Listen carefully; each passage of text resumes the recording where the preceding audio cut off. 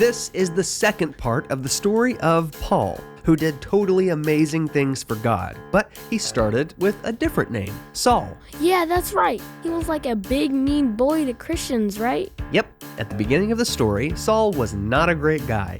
He bullied and harassed and beat up people that followed Jesus. He even wanted them killed. I mean, this guy was a real jerk. So if he's doing all this bad stuff, why didn't someone just call 911 and the cops come arrest him?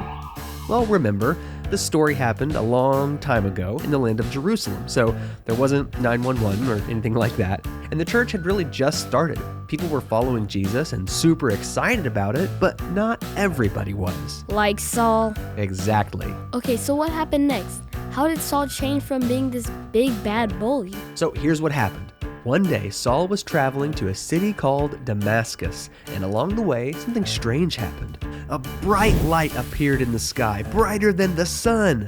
Quick, Saul, pop on your sunglasses. It's gonna hurt your eyes. Well, remember, Jerusalem, 2,000 years ago, no sunglasses. All right. Okay, keep going. All of a sudden, out of the light in the sky, a booming voice said, "Saul, Saul, why do you persecute me?" Wait, if the voice said, "Why do you persecute me?" and Saul persecuted people that loved Jesus, does that mean the voice was? That's right. It was Jesus himself. Saul was terrified and fell to the ground. Then I bet Jesus was like, "Here's payback for being mean to me. Time to get straight up judged, son." Not quite. Jesus told Saul to get up and go into the city. Then he would tell Saul what to do next.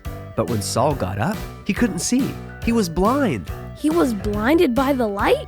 Yep, revved up like a deuce, another runner in the night. What? Nothing. Now here's where the story gets even more interesting. There was a man named Ananias who was a Christian, and he lived in the city where Jesus told Saul to go. God spoke to Ananias and told him to go help Saul, but Ananias was kind of scared. Well, yeah, he probably knew about all that bad stuff Saul was doing to Christians. True, but God told Ananias to obey, and he did. But his mind was racing.